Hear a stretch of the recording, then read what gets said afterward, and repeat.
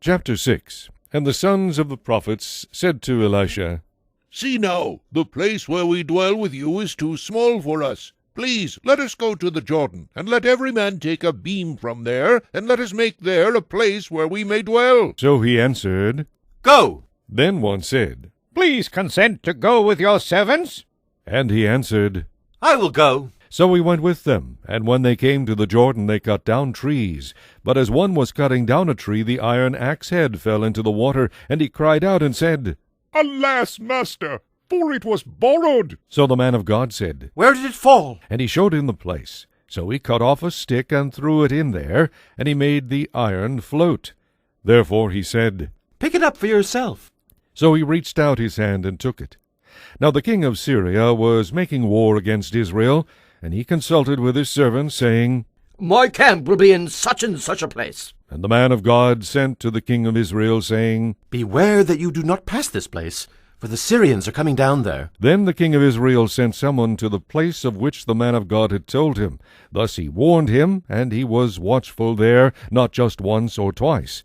Therefore the heart of the king of Syria was greatly troubled by this thing, and he called his servants and said to them, Will you not show me which of us is for the king of Israel? And one of his servants said, None, my lord, O king.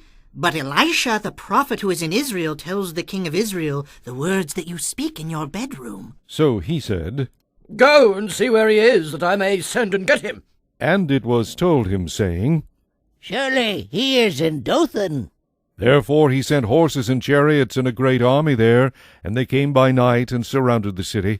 And when the servant of the man of God arose early and went out, there was an army surrounding the city with horses and chariots. And his servant said to him, Alas, my master, what shall we do? So he answered, Do not fear, for those who are with us are more than those who are with them. And Elisha prayed and said, Lord, I pray, open his eyes that he may see. Then the Lord opened the eyes of the young man, and he saw. And behold, the mountain was full of horses and chariots of fire all around Elisha.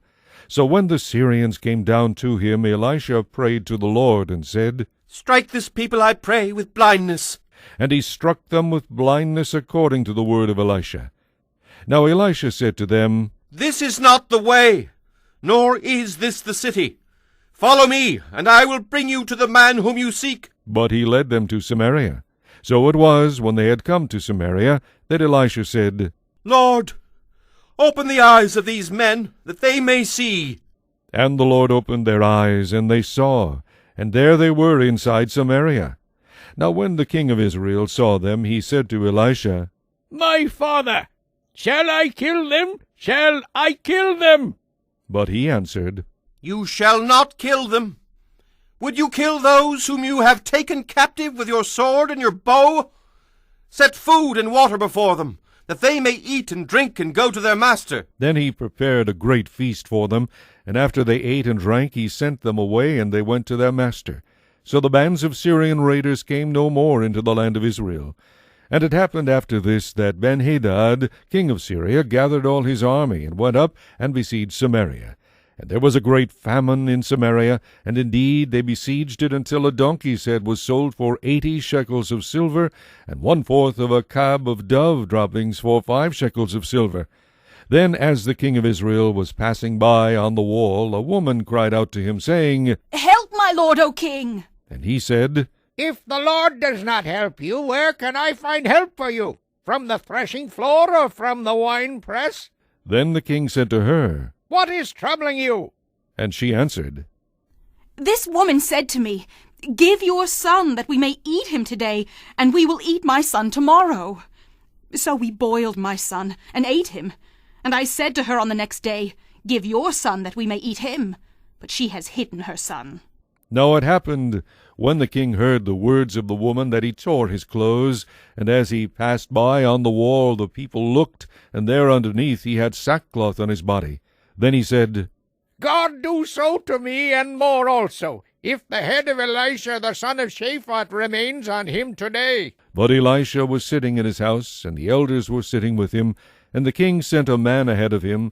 But before the messenger came to him, he said to the elders, Do you see how this son of a murderer has sent someone to take away my head? Look, When the messenger comes, shut the door, and hold him fast at the door. Is not the sound of his master's feet behind him?